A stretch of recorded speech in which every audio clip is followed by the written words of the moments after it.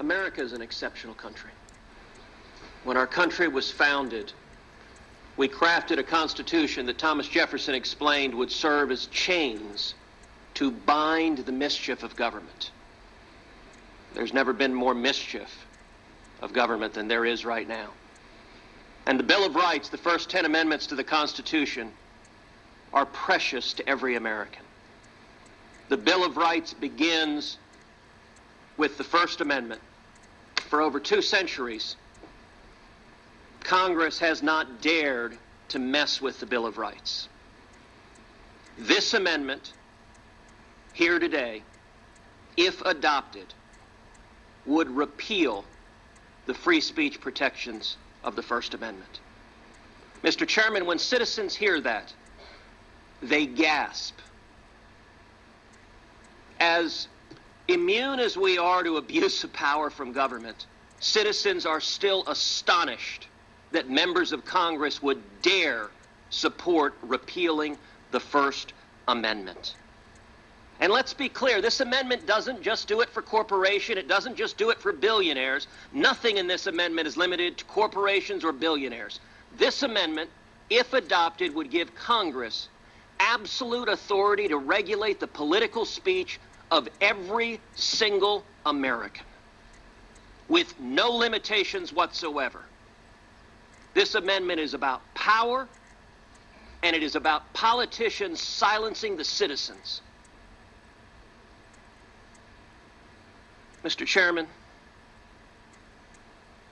when did elected Democrats abandon the Bill of Rights? Mr. Chairman, where did the liberals go? You know, in 1997, when a similar amendment was introduced, here's what Ted Kennedy said about it. Quote, "In the entire history of the Constitution, we have never amended the Bill of Rights, and now is no time to start. It would be wrong to carve an exception to the First Amendment. Campaign finance reform is a serious problem, but it does not require that we twist the meaning of the Constitution." Mr. Chairman, here's what Democrat Russ Feingold said at the time. "Mr. President, the Constitution of this country was not a rough draft. We must stop treating it as such. The First Amendment is the bedrock of the Bill of Rights. It has as its underpinnings that each individual has a natural and fundamental right to disagree with their elected leaders." Not if this amendment passes. If this amendment passes, Congress can say, you, the citizens, are no longer citizens, you're subjects, because we've repealed the First Amendment and taken away your ability to speak. Senator Feingold in 2001 said the following about a very similar amendment. Quote, "This proposed constitutional amendment would change the scope of the First Amendment. I find nothing more sacred and treasured in our nation's history than the First Amendment. It is the bedrock of the Bill of Rights. It has as its underpinnings the notion that every citizen has a fundamental right to disagree with his or her government.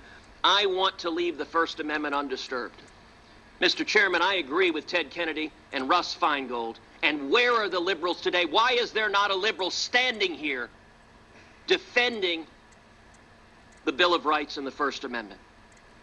Mr. Chairman, 42 Democrats have signed their name to a constitutional amendment that would give Congress the power to muzzle Planned Parenthood and the national right to life. 42 Democrats have signed their name to giving Congress the right to muzzle the Sierra Club, to muzzle the National Rifle Association and the Brady Center on Handgun Violence, to muzzle Michael Moore and Dinesh D'Souza, to muzzle the Teamsters and the National Education Association, to muzzle the NAACP, to muzzle the Anti-Defamation League, to muzzle pastors and priests and rabbis who organize their parishioners to be involved in politics. Mr. Chairman, I am today introducing 2 bills to further protect the free speech rights of individuals, and I will be discussing those later in this hearing. But I would note, this amendment, if adopted, would give Congress the power to ban books and to ban movies. And by the way, Citizens United was about fining a movie maker who made a movie critical of Hillary Clinton. Mr. Chairman, Ray Bradbury would be astonished. because we are seeing Fahrenheit 451 Democrats today. The American people should be angry about this. And Mr. Chairman, the senators who put their name to this should be embarrassed that they have signed up for repealing the free speech amendments of the First Amendment. Thank you. The statements of Senator Hatch has already asked. I'll recognize Senator Cruz and ask Senator Franken if he would come up here and preside. Sure. Will I go vote? Thank you, Mr. Chairman. At the outset, I'd like to say I understand that in my absence, Senator Schumer very kindly gave a lecture on civility and encouraged me not to go over the top, while he then, in the same breath, accused me of supporting child pornography. So I appreciate that demonstration in senatorial restraint from the senior senator from New York. Let me say to the members of this panel, welcome. Thank you for joining us. Let me in particular welcome Floyd Abrams. Mr. Abrams, you have been a lion of the First Amendment. Thank you. And I have admired your career pretty much all my life. The passion with which you have defended the First Amendment against assaults from members of your own party and pretty much anyone else. So I appreciate your being here. I do wish there were Democratic senators willing to defend the First Amendment. In our history, Democrats have been willing to do that, and we are in a strange point in time when Democrats abandon the First Amendment and indeed propose repealing it. I want to address three canards that are put forth in support of this constitutional amendment. Number one, this is all about nefarious billionaires. You know, it's interesting. If you look at the Open Secrets website, which I would note is a nonpartisan group, the top 16 donors to campaigns from 1989 to 2014, 100% of them support predominantly Democrats or are on the fence. The top three donors are Act Blue, which has spent over $102 million, the American Federation of State, County, and Municipal Employees, which has spent over $61 million, and the National Education Association, which has spent over $58 million. Those are the top three. Koch Industries, who we've heard so much about, they're number 59. You know, there's a pattern in politics where when government's trying to take the liberty of the citizens away, they try to distract them with shiny objects. So we've seen the majority leader repeatedly slandering two private citizens, the Koch brothers. On the floor of the Senate, there's a rule in the Senate that when one senator attacks and impugns the character of another senator, you can rise on a point of personal privilege. And I would note, there is unfortunately no rule in the Senate that allows a private citizen whose name's being dragged through the mud by the majority leader of the Senate for partisan political purposes to rise on that same point of personal privilege. The second canard that's put forth is money is not speech. That's been repeated over and over again in this hearing. I would note any first-year law student who put that as his or her answer on an exam would receive an F, because it is obviously, demonstrably false, and it has been false from the dawn of the Republic. Speech is not just standing on a soapbox, screaming on the sidewalk. From the beginning of the Republic, the expenditure of money has been integral to speech. The Supreme Court has said that pamphlets, the Federalist Papers, and Thomas Paine's Common Sense took money to print and distribute. Putting up yard signs, putting up bumper stickers, putting up billboards, launching a website. Every one of those requires the expenditures of money. I guarantee you, every person in this room, if you think about it, disagrees with the proposition that expending money is not speech. Publishing a book is speech. Publishing a movie is speech. Blogging is speech. Every form of effective speech in our modern society requires the expenditure of money from citizens.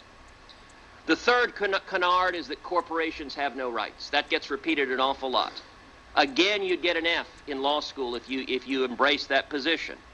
The New York Times is a corporation. CBS is a corporation.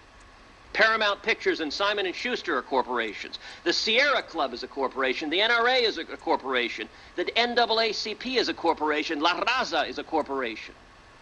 None of the people who say corporations have no rights would possibly suggest that, well, Congress can then prevent the NAACP from speaking, can prevent La Raza from speaking, can muzzle the New York Times. That position is obviously false. Nobody has disagreed with the litany of harms that could occur if Congress passed this bill. The ability to muzzle citizens, to muzzle labor unions from organizing, because that's an in-kind expenditure. The ability to silence bloggers. Now, I have today introduced 2 amendments to protect the free speech rights of Americans. The first is entitled the Super PAC Elimination Act of 2014. What this bill will do is, number one, eliminate campaign limits on individual contributions to federal candidates.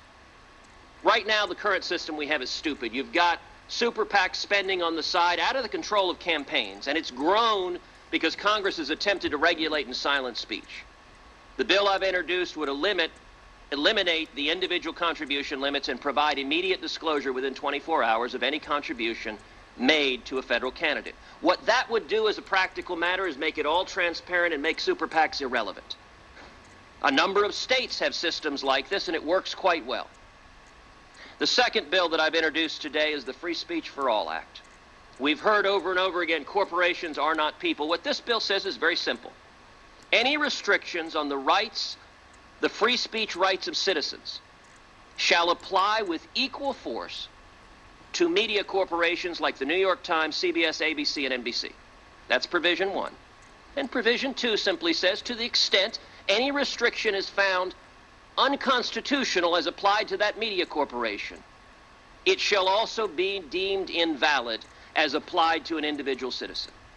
So if everyone who's arguing corporations are not people, I hope and expect all the Democrats to happily co-sponsor this bill, because it says an individual citizen is at a minimum entitled to the same First Amendment protection that we give to these giant media corporations. It's free speech for all. We should be defending the Bill of Rights, not debating, amending, and repealing the free speech protections of the Bill of Rights. Thank you, Mr. Chairman.